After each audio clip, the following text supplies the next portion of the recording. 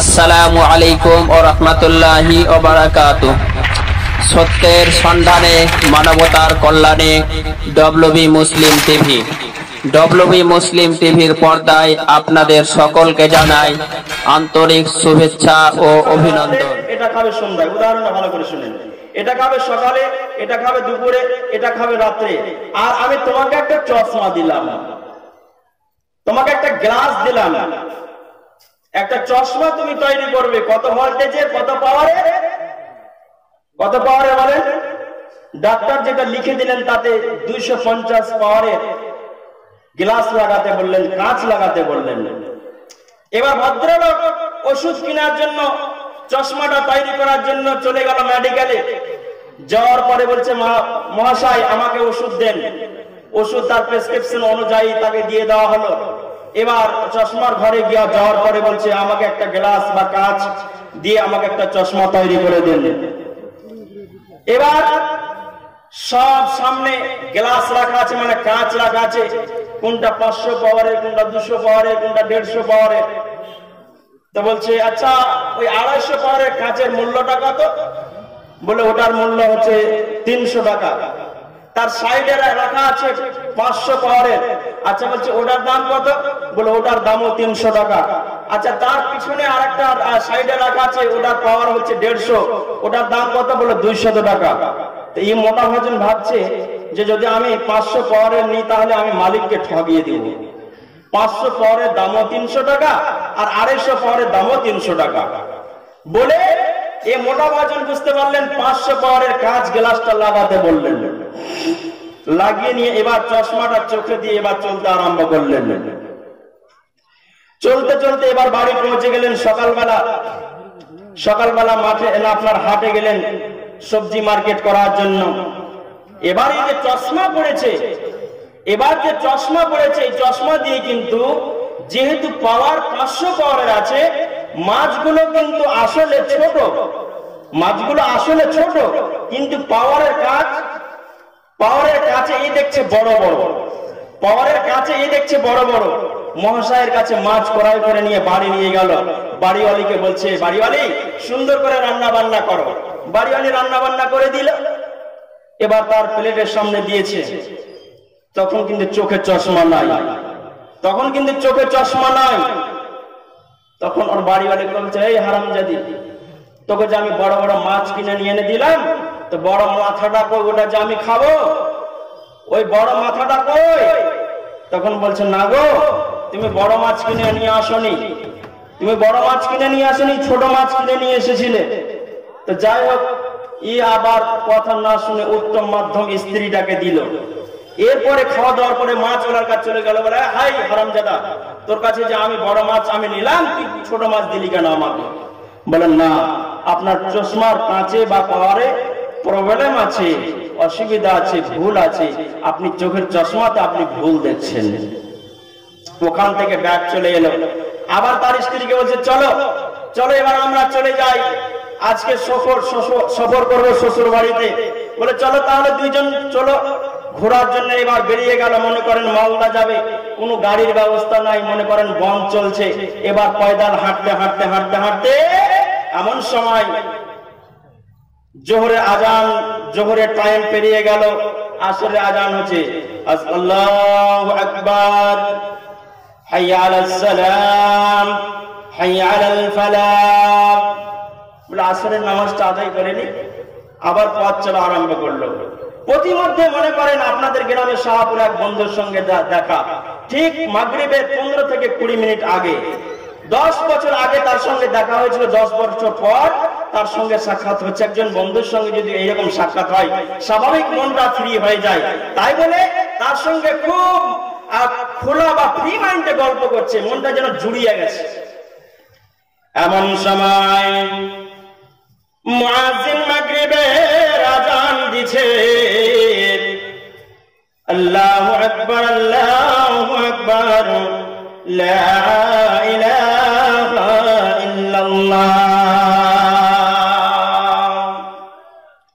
এই ভদ্রলোক বাড়িওয়ালিকে বলছে, ও আমার অর্ধাঙ্গিনী, তোমাকে থাকতে হবে না, তুমি আস্তে আস্তে তুমি সামনে চলো, আমি মাগরিবের নামাজটা পড়ে এখান থেকে আমি পিছনে তোমার চলতে আরম্ভ করব। মাগরিবের নামাজ পড়ে বন্ধুরে আবার পথ চলা আরম্ভ করেছে। চলতে চলতে চলতে চলতে সামনে একটা গর্ত, সামনে একটা কি গর্ত। গর্তটা কিন্তু ছোট ছিল, কাচের গ্লাসে বন্ধুরে ওটাকে আপনার কিনা বড় দেখছে। এটাকে জাম করার জন্য, পার হওয়ার জন্য যেমনই লাভ দিয়েছে পড়বি তো পর গর্তে পড়ে গেল। সেই চেম্বারটা, গর্তটা কোনো পুকুর নয়, কোনো নদী নয়, সেটা ছিল পায়খানার চেম্বার। বুঝতে পারলেন? বাড়ির সাইডে ছিল গর্তটা, পায়খানার চেম্বার, মানে পায়খানার যত মাল মেটেরিয়ালস ওই জায়গাটাই নামছে। বিশাল গর্ত, এই জায়গায় হাবুডুবু খাচ্ছে। কাউকে যেন আর তোলার মতো বেঁচে না, কে উঠাবে, সাঁতারও জানছে না। বন্ধুরে কি করে উঠবে? জোরে বা চিৎকার মারছে, বাঁচাও বাঁচাও বাঁচাও বাঁচাও। এ তো আপনার হাবুডুবু খেতে খেতে বন্ধুরে পায়খানার পানি পর্যন্ত ঢক ঢক করে পান করে নিলাম। সালা পড়বি তো পর পায়খানার চেম্বারে পড়লো। যাই হোক, এবার লোকটাকে গ্রামবাসী চিৎকার শুনে একে উঠালো, বলে হাই গো, তুমি পড়লে কি করে?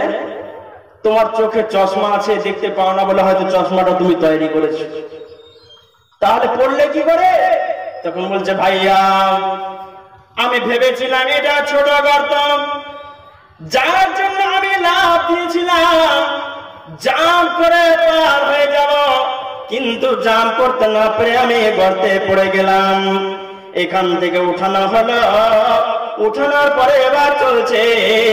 শ্বশুর বাড়ি যখন পৌঁছে গেছে, বাড়িওয়ালি বলছে হাই জি, তোমার কি হলো? কি ব্যাপার? তোমার শরীর থেকে এত দামি দামি সেন্ট কেন বেরিয়ে আসছে বলো?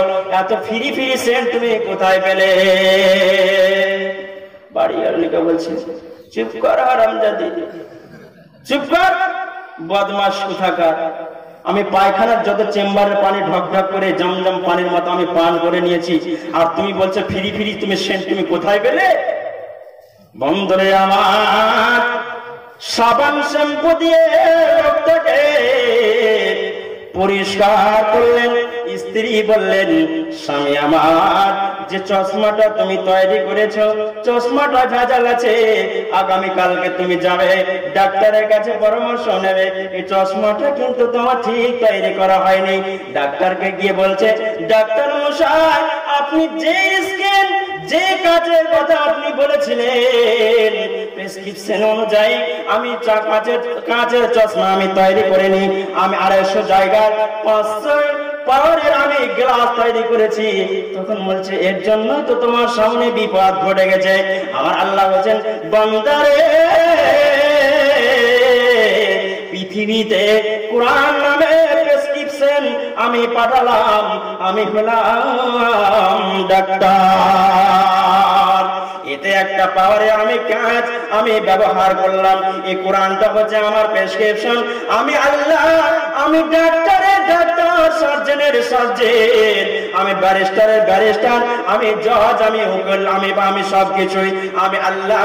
মুমিনের ইমানের চশমার পাওয়ার কতটা হবে এই কোরআন নামে প্রেসক্রিপশনে আমি লিপিবদ্ধ করে দিলাম।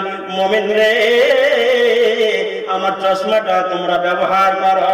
জাহান্নাম নামে গর্তে তোমাকে পড়তে হবে না, জাহান্নামে নরকে তোমাকে পড়তে হবে না, জাহান্নাম কবর নামে জায়গায় কঠিন প্রশ্নের সম্মুখীন হতে হবে না। আর যদি তোমরা আমার প্রেসক্রিপশন অনুযায়ী ইমানি চশমা ব্যবহার না করো, তাহলে জাহান্নামে পড়ে যাবে।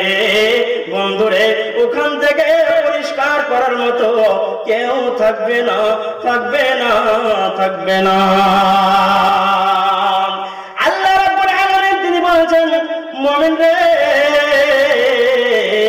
পৃথিবীতে তুমি একদিন এসেছো, আবার চলে যাবে। লম্বা সফর করবে, যেটা অনন্তকালের সফর হবে, সেই সফরের জন্য তুমি তৈরি হয়ে যাও।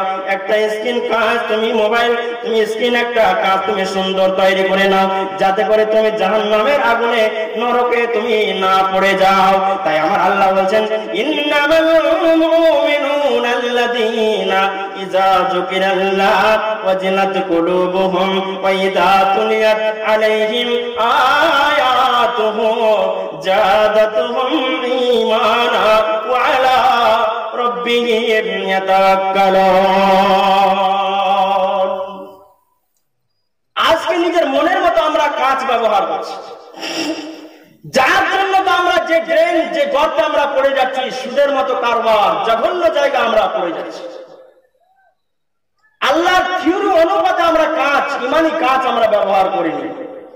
আল্লাহ যতটা পাওয়ারের চশমা ব্যবহার করতে বলেছেন এই কোরআন নামে প্রেসক্রিপশনে, সেটা আমরা ব্যবহার করিনি বলে আমরা জেনার মতো, সুদের মতো, ব্যভিচারের মতো এগুলোকে আমাদের ঠিক অন্যায় মনে হচ্ছে না। আমি ভাবছি যে এগুলো করেও আমি পার হয়ে যাব, অত মামুলি বিষয় নয়। আল্লাহ বলেন, তোমরা এটা ভাবছো যে মুখে ইচ্ছা উচ্চারণ করেই তোমরা জান্নাত পেয়ে যাবে? তোমরা এটা কি ভাবছো? আল্লাহ রাব্বুল আলামিন তিনি বলছেন, আহাসিবান নাস আন ইউতরাকু আন ইয়াকুলু আমান্না ওয়া হুম লা ইফতানুন। আল্লাহ রাব্বুল আলামিন তিনি বলছেন, তোমরা কি এটা ভাবছো যে তোমরা ঈমান এনেছো আর তোমাদেরকে এমনি এমনি ছেড়ে দেওয়া হবে? কে বলছেন? স্বয়ং আল্লাহ সুবহানাহু ওয়া তাআলা তিনি বলছেন যে তোমরা বলছো আমরা ঈমান এনেছি তো এমনি এমনি কি তোমাদের ছেড়ে দেওয়া হবে? আর তোমাদেরকে বিপদের সম্মুখীন, বালার সম্মুখীন তোমাদেরকে করা হবে না? বিরাট পরীক্ষার সম্মুখীন তোমাদেরকে করা হবে না? এটা কি তোমরা ভাবতে পারছো না? তোমরা ঈমান এনেছো মানে তোমাদেরকে, তোমাদের সামনে বিরাট বিরাট পরীক্ষা আসবে। আর একটি কথা আপনারা জেনে রাখবেন, সেটা কি, ঈমান কিন্তু সবাই পায় না, ঈমান সবাই পায় না। আল্লাহ পাক সুবহানাহু ওয়া তাআলার এই দৌলত সবার ভাগ্যে জুটে না। আল্লাহ রাব্বুল আলামিন তিনি সেই কথা কোরআনে বলেছেন, ইন্নাকা লা তাহদি মান আহবাবতা।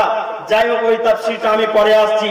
তো আমি বলছিলাম যে ওই কথাটা যে স্বয়ং আল্লাহ রাব্বুল আলামিন তিনি বলছেন, ঈমান এনেছো আর তোমাদের এমনি এমনি ছেড়ে দেওয়া হবে? হযরতে বেলালের জীবনী আপনারা শুনেছেন।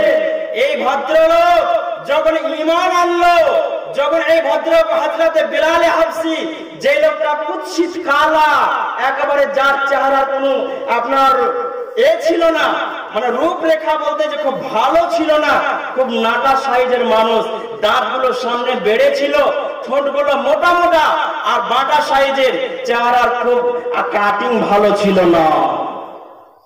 এই লোকটা ঈমান আনলো বলে কাফির মুশরিকেরা হযরতে বেলাল হাবশী রাদিয়াল্লাহু তাআলা আনহুকে উত্তপ্ত বালিতে, এমন গরম বালি যে ওই বালিতে যদি আপনারা চাউল ছিটিয়ে দেন তো চাউল ভাজা হয়ে যাবে, এইরকম বালিতে হযরতে বেলাল হাবশী রাদিয়াল্লাহু তাআলা আনহুর পা এবং হাতকে বেঁধে মরুভূমির উপরে ছেঁচড়ে নিয়ে বেড়াতো। শুধু তাই নয়, হযরতে বেলালের উপরে, বুকের উপরে একেবারে বড় একটা পাথরের চাটান হযরতে বেলালের বুকের উপরে রেখে দেওয়া আছে। বেলালকে বলা হচ্ছে, বেলাল বলো গো, ঈমান ত্যাগ করে দাও। বন্ধুরে, শুধু তাই নয়, বিশ্বনবী জনাবে মুহাম্মদুর রাসূলুল্লাহ সাল্লাল্লাহু আলাইহি সাল্লামকে বলেছিলেন, তাকে অফার দেওয়া হয়েছিল, নবী গো, আপনাকে অফার দেওয়া হলো সারা বিশ্বের রাজত্বটা আপনাকে দেওয়া হবে, বাদশাহিটা দেওয়া হবে। আপনি ঈমান ত্যাগ করে দেন, দিন ধর্ম প্রচার করতে হবে না। বিশ্বনবী বললেন, এক হাতে চাঁদ এনে দাও, এক হাতে চাঁদ এনে দাও, অপর হাতে আফতাব, ছাড়িব না আমি কবু সত্যের অপলাপ। সারা বাদশাহী কেন, সারা দুনিয়া কেন, সুন্দরী রমণী কেন, সাথে যদি চন্দ্র সূর্য এনে দাও, আমি এমন একটা দিন কবুল করেছি, এই দিন পরিত্যাগ করা যাবে না। বেলালকে বলা আছে, ও বেলাল, দিন ত্যাগ করে দে, নাহলে যে স্টিম রোলার চলছে আরো তোমার বেড়ে যাবে। বেলাল বলছেন, আহাদ আহাদ আহাদ, না না, একজন আল্লাহ রব ঈশ্বর, যার উপরে ঈমান এনেছি, আর আমি মূর্তি পূজা করব না, আর আমি ফিরে যাব না বলে বারবার যতবার বলছে, বেলাল রে তুমি ঈমান ত্যাগ করে দাও, নিজের বাপ দাদার ধর্ম আবার তুমি কবুল করে নাও। বেলাল বলছেন, আহাদ আহাদ আহাদ। একজন প্রেমিক যেমন প্রেমিকার পিছনে পাগল হয়ে যায়, তার মনে কিছুই গায় না, শুধু বলে না না ওই মেয়েটাকে বিয়ে করতে হবে। সারা বংশ বলে, বাপ দাদা আত্মীয় স্বজন বুঝাচ্ছে, তারপরে বলছেন না না না না, I love you, I shall marry you. যখন তাকে আমি ভালোবেসেছি তাকে আমি বিয়ে করব, যখন আমি তাকে প্রেম করেছি অন্য কাউকে বিয়ে করব না। বন্ধুরে আমার, সারা কেউ তাকে বুঝিয়ে মানাতে পারলো না। হযরতে বেলালকে বারবার বলা হচ্ছে, বেলাল ধর্ম ত্যাগ করে দে, কামিয়াব পেয়ে যাবে, আযাব তোকে আর দেওয়া হবে না। আবার বলছেন না, আহাদ আহাদ। জীবনে ওই আবার মুহূর্তে হযরতে বেলালের জিহ্বার উপরে গরম লোহা, উত্তপ্ত লোহাকে বন্ধুরে জিহ্বার উপরে ছেঁক দেওয়া হয়েছিল।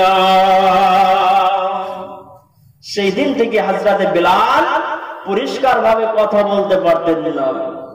এই বেলালকে বিশ্বনবী জনাবে মুহাম্মদ রাসূলুল্লাহ সাল্লাল্লাহু আলাইহি সাল্লাম মসজিদে নববী মুআজ্জিন নিযুক্ত করেছিলেন। বেলাল তুমি আযান দেবে, এই যে জিহ্বাতে লোহার দাগ দিয়েছিল উত্তপ্ত করে বলে, তার জুবান থেকে স্পষ্ট কথা বেরিয়ে আসতো না।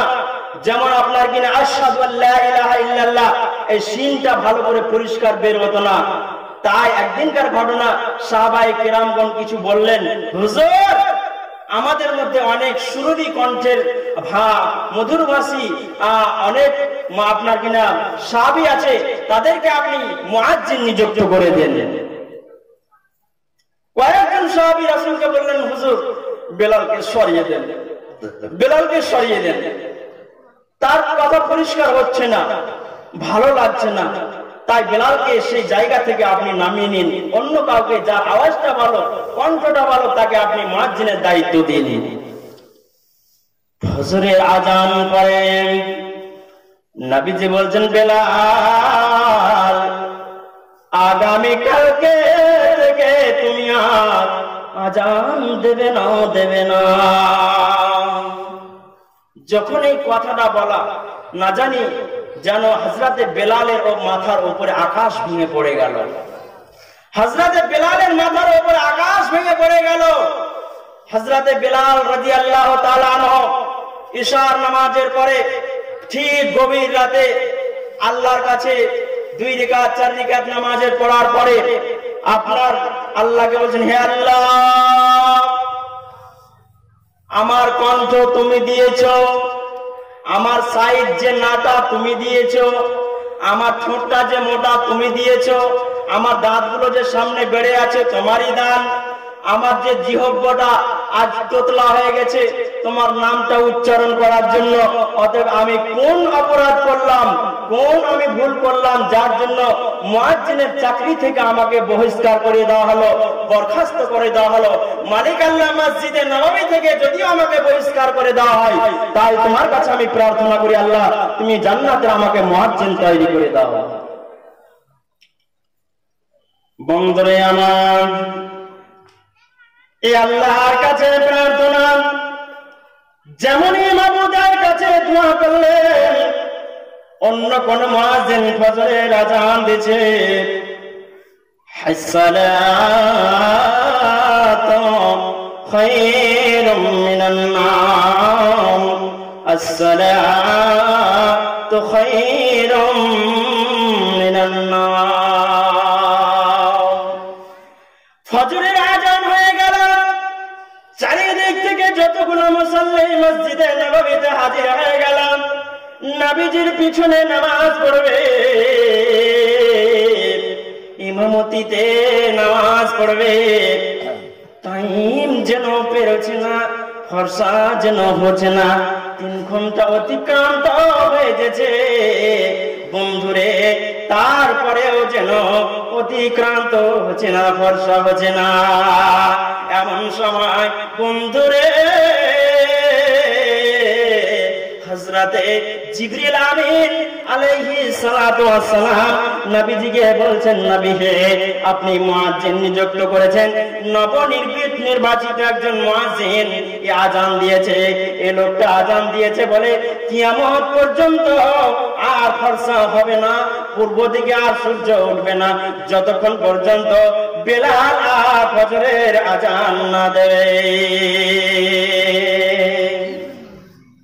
যতক্ষণ পর্যন্ত বেলাল আজান না দেবে ততক্ষণ পর্যন্ত পূর্ব দিকে সূর্য উঠবে না।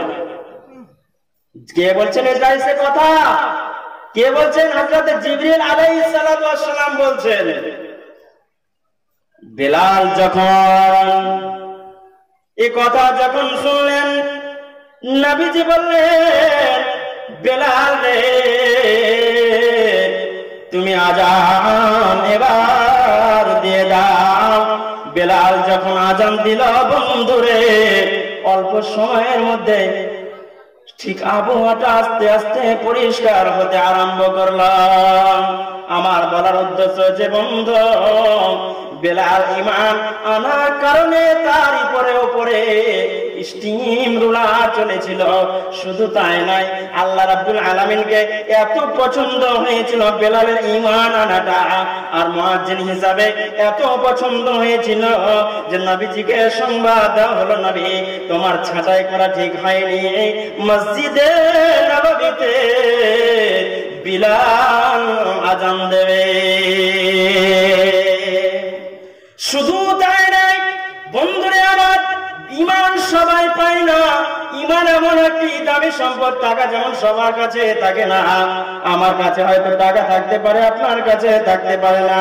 বন্ধুরে আমার, ঈমান এমন একটি দৌলত, এমন একটা সম্পদ যে নবীর বেটা পর্যন্ত ঈমান পায়নি, নবীর স্ত্রী হওয়ার পরেও ঈমান পায়নি, এমন উদাহরণ বহু কোরআন এবং হাদিসে আছে।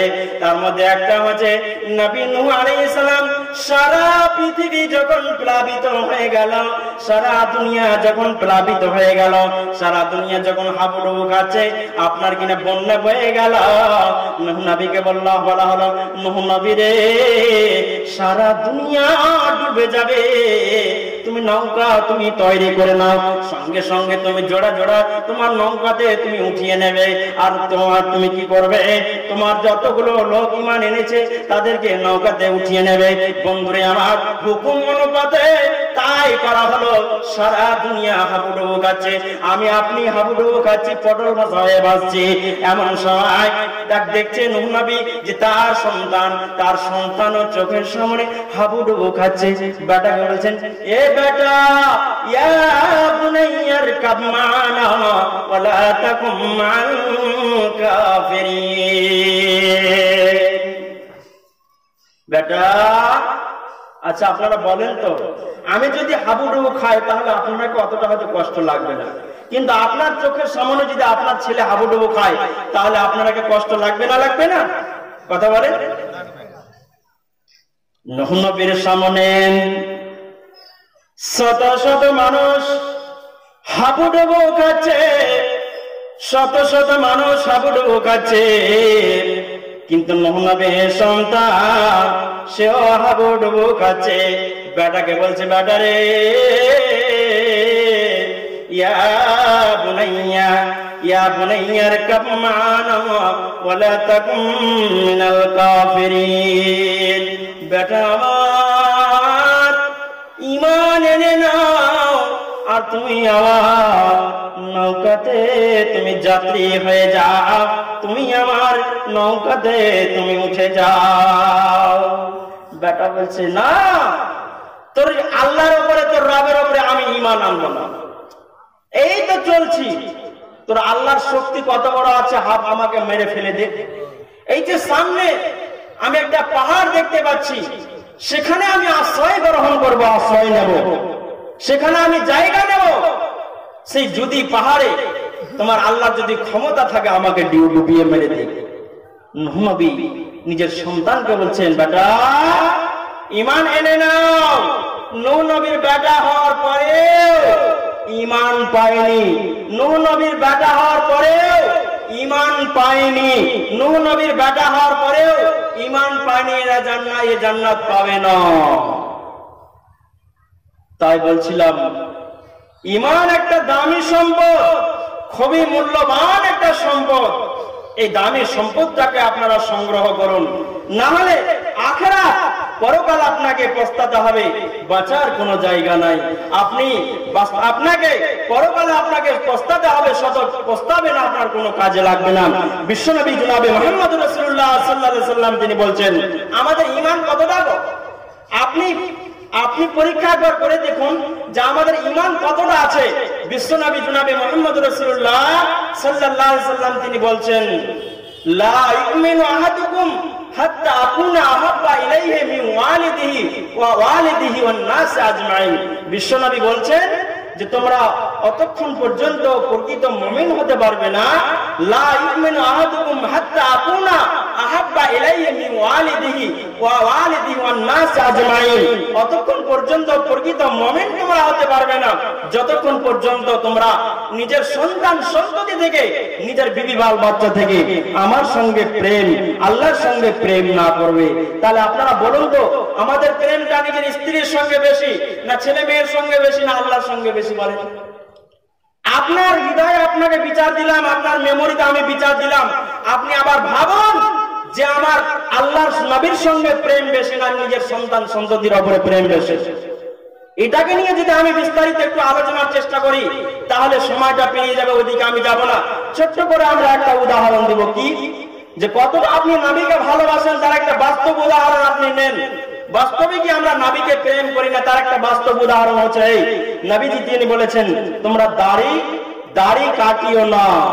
এতগুলো মানুষ যে আমরা বসে আছি, এতগুলো মানুষ আমরা বসে আছি, আবার নিজের গালের উপরে একটা হাতটা চালান তো কার কার মুখে দাঁড়িয়ে আছে? কার কার মুখে দাঁড়িয়ে আছে? শুধু মুখে দাবি করলে হয়ে যাবে না। জান্নাতটা আপনার শ্বশুর বাড়ি নয়, জান্নাতটা শ্বশুর বাড়ি নয়। এর জন্য আপনাকে মেহনত করতে হবে, নিজের আপনার ত্যাগ তিতিক্ষা করতে হবে, আপনাকে কুরবানি দিতে হবে। শরীয়তকে মানার জন্য আপনাকে অনেক কিছু কুরবানি দিতে হবে। সুন্নাত আপনি পালন করবেন না, নামাজের ধার ধারেন না, যাকাতের ধার ধারেন না, মানুষের গীবত, কুৎসা, পরনিন্দা এগুলো সবই চলছে। তাহলে আল্লাহর নবীর সঙ্গে আপনি প্রেম কি করে করলেন? আর নামাজ, আল্লাহর সঙ্গে আপনি প্রেম কতটা বলতে পারেন? আল্লাহ বলেন, আকিমুস সালাম, আমার বিধান তোমরা নামাজ পড়ো। 95% মানুষ নামাজ পড়ে না। যদি আমরা আল্লাহর সঙ্গে প্রেম করতাম তাহলে নামাজ পড়তাম।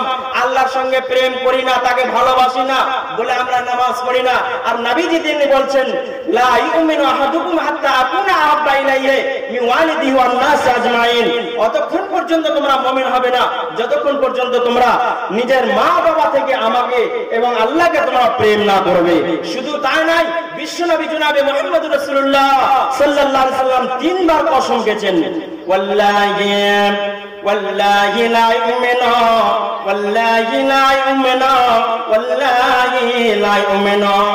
খোদার কসম সেই লোকটা মুমিন নয়, খোদার কসম সেই লোকটা মুমিন নয়, খোদার কসম সেই লোকটা মুমিন নয়। নবীজি বলছেন, হাত্তা লা ইউজারু বাওয়াইকাহু, ওই লোকটা ততক্ষণ পর্যন্ত মুমিন নয় যার ব্যবহারে, যার চলাফেরাতে তার প্রতিবেশী সন্তুষ্ট নয়। যার ব্যবহারে সন্তুষ্ট লোকটা, ব্যবহার আচরণে চলাফেরাতে যে লোকটার ব্যবহারে সন্তুষ্ট প্রতিবেশী থাকবে সেই লোকটা মুমিন হতে পারে। আমার ব্যবহারে, আমার পরিবেশ, আমার আপনার কিনা পাড়া প্রতিবেশী যদি সন্তুষ্ট না হয় আমি প্রকৃত মুমিন হতে পারি না। আপনারা বলেন, এবার নিজের বিবেককে জিজ্ঞেস করেন যে আমি যেই জায়গাটায় বসবাস করছি আমি কত লোকের ভুল করে রেখেছি। নবীজি স্বয়ং নিজে 3 বার কসম খাচ্ছেন, ওয়াল্লাহি লা ইউমিনু, ওয়াল্লাহি লা ইউমিনু, ওয়াল্লাহি লা ইউমিনু। খোদার কসম সেই লোকটা মুমিন নয়, খোদার কসম সেই লোকটা মুমিন নয়, খোদার কসম সেই লোকটা মুমিন নয় যার ব্যবহারে তার প্রতিবেশী সন্তুষ্ট নয়।